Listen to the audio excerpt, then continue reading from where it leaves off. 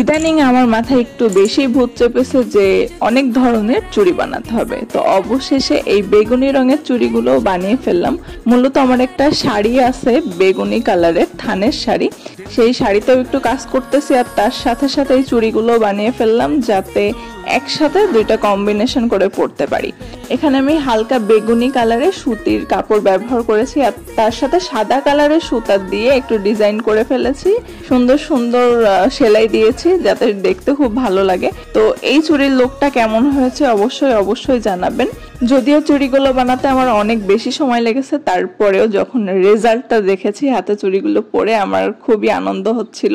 যদিও দু একটা চুড়ির ফিনিশিং অতটা ভালো হয়নি, কিন্তু তাতেও আমি অনেক বেশি সন্তুষ্ট। যেহেতু প্রথমবারের দিকের কাজ, আশা করি পরে আরো অনেক বেশি ভালো বানাবো। আমার মাথায় আসলে অনেক টাইপের ডিজাইন খেলা করতেছে যে আমি এরকম চুড়ি বানাবো, আমি ওইরকম চুড়ি বানাবো, কিন্তু ম্যাটেরিয়াল খুব